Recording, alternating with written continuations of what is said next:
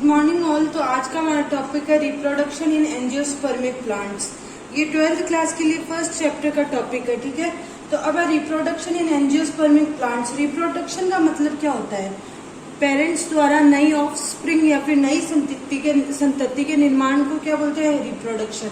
और अब आता है एंजियोस्पर्मिक प्लांट्स। एंजियोस्पर्मिक प्लांट्स जैसा कि हमने 11th क्लास में पढ़ा है कि एंजियोस्पर्मिक प्लांट्स कौन से होते हैं? ऐसे प्लांट्स जिनके अंदर सीड्स, उन सीड्स के बाहर ओवरी के अंदर प्रेजेंट होते हैं, मतलब कि सीड के बाहर ओवरी वॉल प्रेजेंट होती है। ऐसे प्लांट्स को क्या बोलते हैं? Angiospermic plants. एंजियोस्पर्मिक प्लांट्स जो होते हैं ना, ये सीजनल प्लांट्स होते हैं, ठीक है। और इनमें जो सीड है उसके बाहर ओवरी वॉल प्रेजेंट होती है, मतलब कि सीड्स ओवरी के अंदर पैक रहते हैं।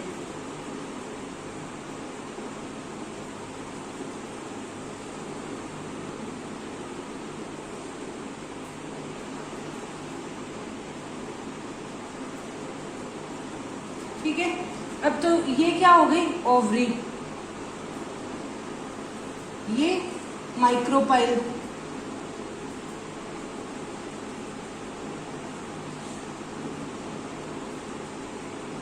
ये न्यूक्लियस, ये आवरण या इंटेग्यूमेंट,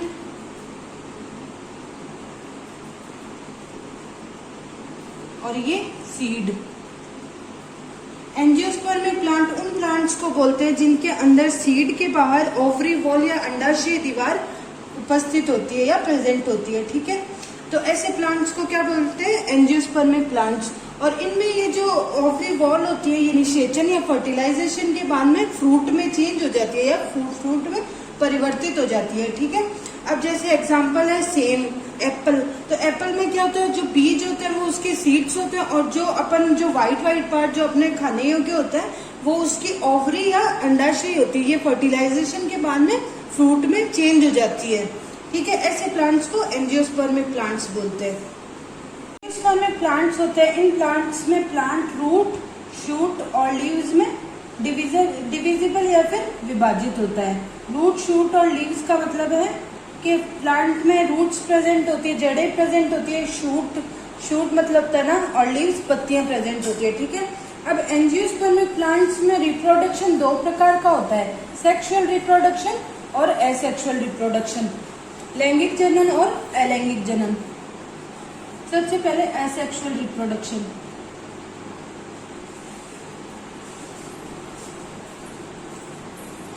एसेक्सुअल रिप्रोडक्शन का मतलब है बिना कोशिका संलयन या बिना नाभिक संलयन के ही नई संतति का निर्माण होना। क्या कहलाता है? एसेक्सुअल या अलैंगिक जनन, ठीक है। एसेक्सुअल रिप्रोडक्शन जो होता है उसमें क्या है? लैंगिक जनन के दौरान या फिर सेक्सुअल रिप्रोडक्शन के दौरान होने वाली मेन जो दो प्रोसेस होती है, एक तो सिनगेमी और मियोसिस ना। सेक्सुअल रिप्रोडक्शन के दौरान होने वाले ये दोनों प्रोसेस, सिनगेमी, ना तो कोशिकाओं का ना संलयन होता है, ना ही नाभिक संलयन और ना ही कोशिका विभाजन। तो ये सेक्सुअल रिप्रोडक्शन के दौरान होने वाले ये दोनों ही जो मेन प्रोसेसेस है, ये एसेक्सुअल रिप्रोडक्शन के दौरान नहीं होती, इसलिए इसको क्या बोलते हैं? एसेक्सुअल रिप्रोडक्शन, ठीक है। अब ना एंजियोस्पर्मिक प्लांट्स में एसेक्सुअल रिप्रोडक्शन दो प्रकार से होता है। एक तो होता है वेजिटेटिव रिप्रोडक्शन, वेजिटेटिव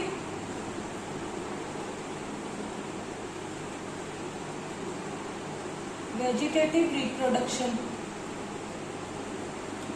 ठीक है। और एक होता है एगेमोस्पर्मी।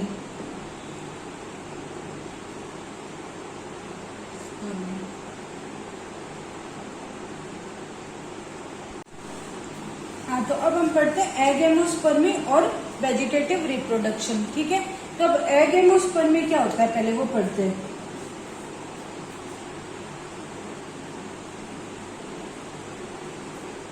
एगेमोस्पर्मी या फिर अनिषेक जनन।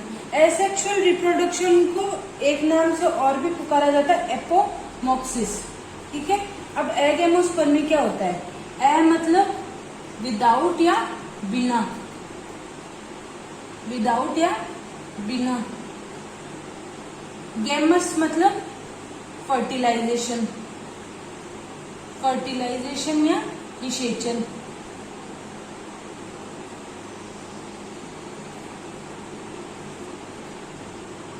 निषेचन, ठीक है। और स्पर्मा का मतलब होता है सीड्स या बीज। अब जैसे कि इसमें ना नाम से ही पता चल रहा है कि बिना निषेचन के नए सीड्स के निर्माण को या नए पौधे के निर्माण को क्या बोलते हैं? एगेमोस्पर्मी, ठीक है। तो इस प्रकार के एसेक्सुअल रिप्रोडक्शन या इस प्रकार के अलैंगिक जनन में नई संतति का निर्माण सीड द्वारा ही होता है, परंतु भ्रूण में ना किसी भी प्रकार का कोशिका विभाजन या संलयन नहीं होता। तो इस प्रकार के एसेक्सुअल रिप्रोडक्शन या अलैंगिक जनन को क्या बोलते हैं? एगेमोस्पर्मी, ठीक है। अब सेकंड आता है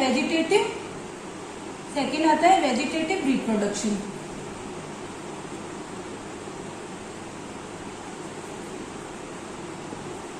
वेजिटेटिव रिप्रोडक्शन।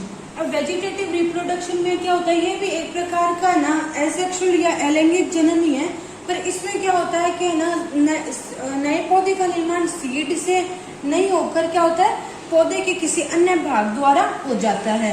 मतलब कुछ ऐसी जड़ें या फिर स्टेम्स या फिर ऐसा कुछ होता है जिससे नए पौधे का निर्माण हो जाता है। अब वेजिटेटिव रिप्रोडक्शन है ना, ये दो प्रकार का होता है, नेचुरल वेजिटेटिव रिप्रोडक्शन और सेकंड होता है आर्टिफिशियल वेजिटेटिव रिप्रोडक्शन।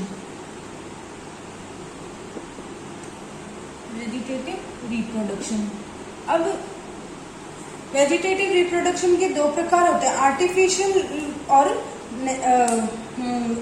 नेचुरल और आर्टिफिशियल। अब नेचुरल वेजिटेटिव रिप्रोडक्शन में ना कुछ ऐसे अंग होते हैं पौधे के जिनके द्वारा नए पौधों का निर्माण होता है। तो एक ही अंगों के द्वारा होता है, वो हम अब पढ़ेंगे। रिप्रोडक्शन दो प्रकार का होता है, नेचुरल और आर्टिफिशियल। तो नेचुरल जो वेजिटेटिव रिप्रोडक्शन होता है उसमें क्या होता है कि प्लांट के किसी भाग से या फिर ना किसी प्लांट के अदर पार्ट से नए पौधे के निर्माण को क्या बोलते हैं? वेजिटेटिव रिप्रोडक्शन, ठीक है। तो अब पहले नेचुरल वेजिटेटिव रिप्रोडक्शन।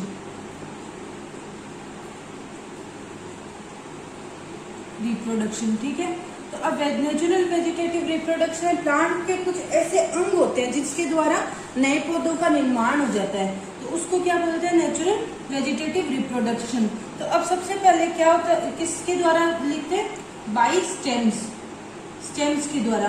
तो है ना पौधों की है ना कुछ पौधे ऐसे होते हैं जिनके है ना तनों को काट कर अगर दूसरी जगह लगाया जाए तो वो उससे क्या होता है? नए पौधे का निर्माण हो जाता है। एग्जाम्पल जैसे शुगर कैन हुआ, ये जैसे शुगर कैन का पौधा है तो इसके तने को इधर से कट करके नीचे जमीन पर वापस अगर लगा दिया जाए तो नए पौधे का निर्माण हो जाता है, ठीक है। तो इस प्रकार ये क्या हो गया? स्टेम्स के द्वारा। तो इसके एग्जाम्पल क्या होते हैं? जैसे स्ट्रॉबेरी में भी ऐसे होता है, शुगर कैन में होता है, ठीक है। अब सेकंड पढ़ते हैं बाई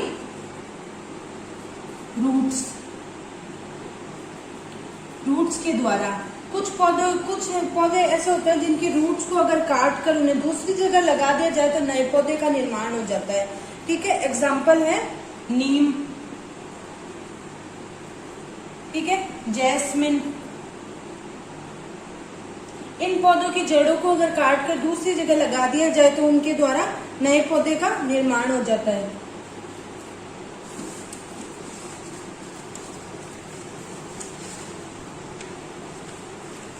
अब तीसरा है बाई लीव्स।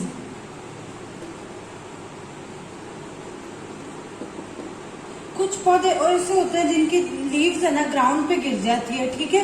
ग्राउंड पे गिरने के बाद में क्या होता है कि जब उन्हें ना अपना पोषण वगैरह सब कुछ मिल जाता है तो उन लीव्स के द्वारा नए पौधे का निर्माण हो जाता है।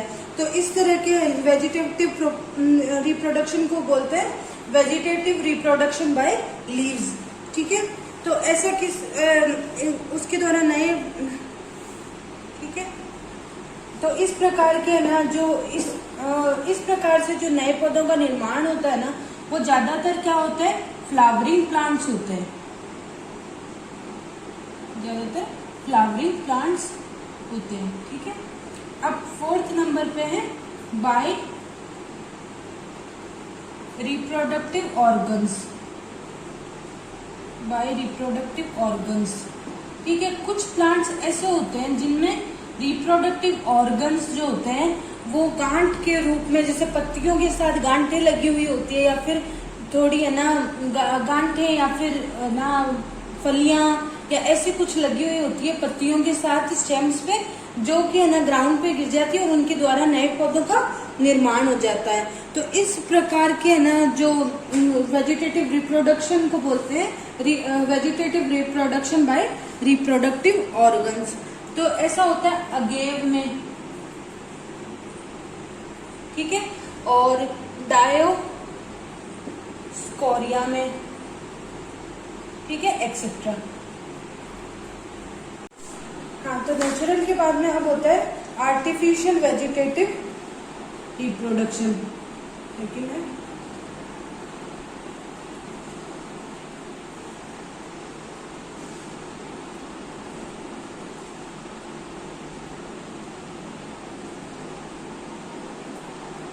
रिप्रोडक्शन, ठीक है। तो आर्टिफिशियल वेजिटेटिव रिप्रोडक्शन का मतलब हुआ कि इसमें ना ये मेन मेड होती है, मतलब मानव द्वारा ऐसा किया जाता है, ये ना नेचुरल नहीं है, ठीक है।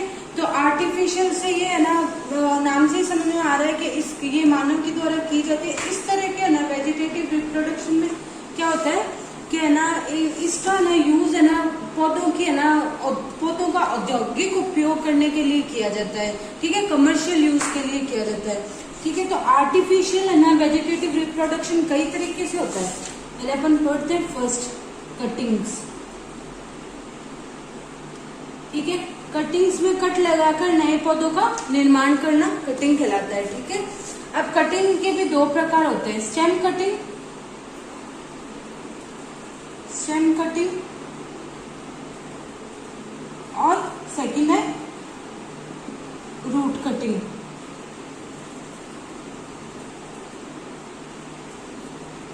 स्टेम कटिंग में क्या होता है, कोई भी पौधा है उसकी स्टेम को काट लो, काट के उसे ना जैसे ये पौधा इसकी स्टेम को काट लिया इतना, और इसको ना दूसरी है ना जगह पर लगा दिया, तो इसके द्वारा नए पौधे का निर्माण हो गया। तो इस तरह के ना रूट, इस तरह की कटिंग को बोलते हैं स्टेम कटिंग, और एक है रूट कटिंग।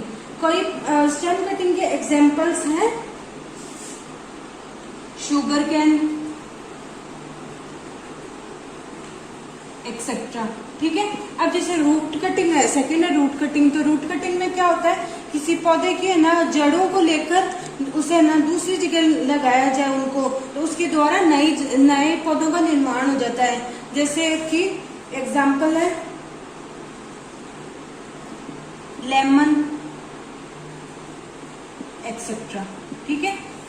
अब दूसरा आता है आर्टिफिशियल वेजिटेटिव रिप्रोडक्शन में आता है, कटिंग के बाद में आता है लेयरिंग।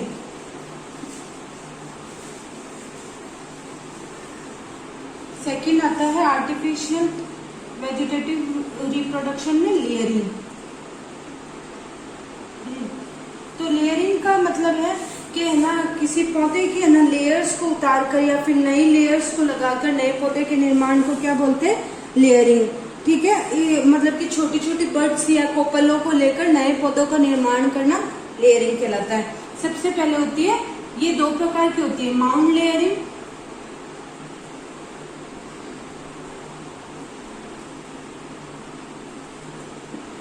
और सेकंड होती है एयर लेयरिंग और गुट, एयर लेयरिंग और गुट,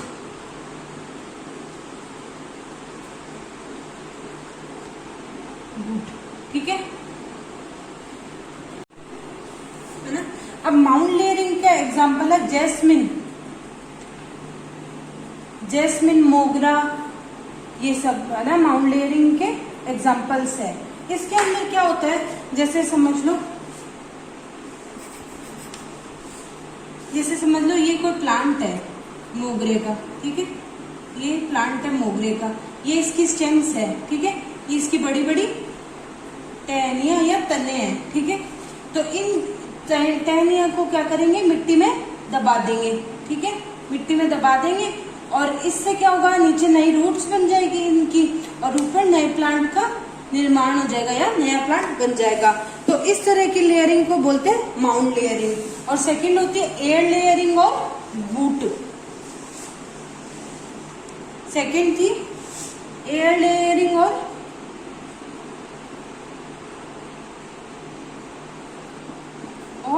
गूट। एयर लेयरिंग या गूट में क्या होता है कि जैसे एक प्लांट है, ठीक है, ये कोई प्लांट है, ठीक है, इसकी क्या किया, इसकी इस टहनी को क्या किया, इसकी बार्क या फिर आउटर लेयर या फिर छाल जो होती है ना उसको उतार लिया, रिमूव कर लिया यहाँ से, ठीक है। रिमूव करके क्या किया, इसको ना रिमूव करके कॉटन से या फिर है ना किसी है ना ऐसी चीज से ढक देते हैं जिससे ये मॉइस्ट को ना गेन करे या फिर इसमें नमी बनी रहे, ठीक है। और ऊपर से क्या करेंगे, इसमें पानी गिरता रहेगा, ठीक है। तो है ना कुछ जो अप्रोप्रिएट टाइम है, कुछ समय बाद में क्या होगा, यहाँ से नई रूट्स निकल जाएगी। नई रूट्स निकलने के बाद में क्या करेंगे, इसको सॉइल में लगा देंगे, ठीक है। तो इससे नए पौधे का निर्माण हो जाएगा। तो इस तरह के है ना लेयरिंग को बोलते हैं एयर लेयरिंग और गूट, ठीक है। हाँ, अब थर्ड पॉइंट आता है आर्टिफिशियल वेजिटेटिव रिप्रोडक्शन में ग्राफ्टिंग। हाँ, तो अब आता है ग्राफ्टिंग। आर्टिफिशियल वेजिटेटिव रिप्रोडक्शन का थर्ड पॉइंट है ग्राफ्टिंग। ग्राफ्टिंग में क्या होता है कि ना कोई भी पौधा है उसकी है ना एक टहनी को काटकर उसमें दूसरे अच्छे पौधे की टहनी को जोड़ देना और उसको टाइटली टाइड अप कर देना, किसी धागे से रस्सी से उसको अच्छी तरह टाइड अप कर देना। और उस एक ही पौधे में इससे अपन एक ही पौधे में एक साथ दो तरह की नस्लों को उगा सकते हैं। और ना जो ना मतलब कि एक पौधे में जो दूसरे पौधे की जो स्टेम लाकर लगाई जाती है, अच्छी तरह से ग्राफ्टेड किया जाता है, उसको बोलते हैं स्कियोन, ठीक है। इसका यूज है ना ज्यादातर कमर्शियल यूज के लिए किया जाता है, क्योंकि इसके द्वारा अपन ज्यादा से ज्यादा है ना फलों का निर्माण कर सकते हैं। एग्जाम्पल है रोज, लेमन, मैंगो। ज्यादातर जो फ्रूटफुल प्लांट्स होते हैं ना, फ्रूट्स वाले, उसमें ग्राफ्टिंग की जाती है, क्योंकि इसके द्वारा अपन एक साथ दो नस्लों के ना पौधों को उगा सकते हैं या फिर दोनों तरह के जो फ्रूट्स है उनको प्राप्त कर सकते हैं। और ये ग्राफ्टेड पौधे जो होते हैं ना, वो उनसे ना फ्रूट्स मतलब कि नॉर्मल पौधों से ज्यादा फ्रूट्स लगते हैं, ठीक है। अब ग्राफ्टिंग ना 4 प्रकार से होती है, ठीक है। फर्स्ट इज विप ग्राफ्टिंग और टंग ग्राफ्टिंग। विप और टंग ग्राफ्टिंग।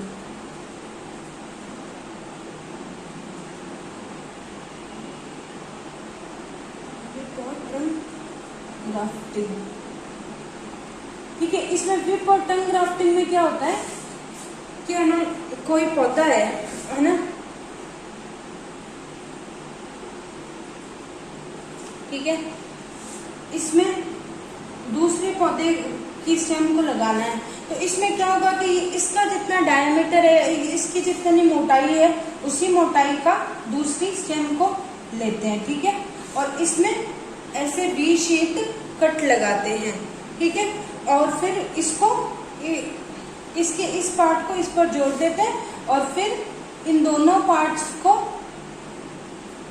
किसी धागे से या किसी रस्सी से अच्छी तरह टाइड अप कर लेते हैं। तो इस प्रकार की ग्राफ्टिंग को बोलते हैं विप और टंग ग्राफ्टिंग, ठीक है। इसके बाद में आती है वेज ग्राफ्टिंग। सेकेंड है वेज ग्राफ्टिंग।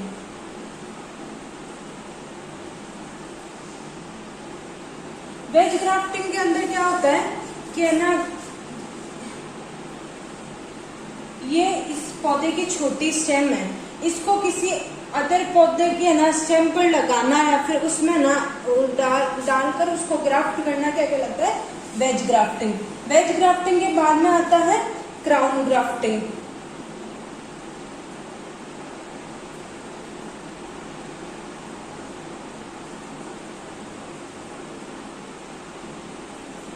ठीक है, अब क्राउन ग्राफ्टिंग के अंदर क्या होता है कि इसमें क्राउन ग्राफ्टिंग के अंदर क्या होता है कि ना, किसी पौधे का जरूरी नहीं है उतने ही डायमीटर का अपन वो स्टेम ले, ये कोई है ना है।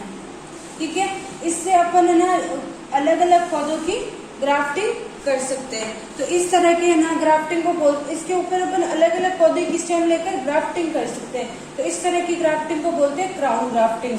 और लास्ट है बड ग्राफ्टिंग।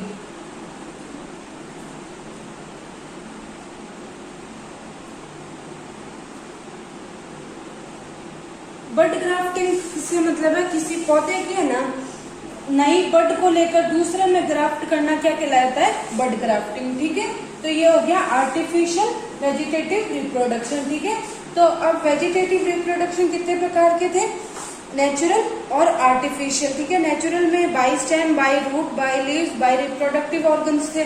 ठीक है, और आर्टिफिशियल में क्या क्या थे, ग्राफ्टिंग, कटिंग, लेयरिंग, ये सब। आर्टिफिशियल का यूज ज्यादातर कमर्शियल के लिए होता है। ठीक है,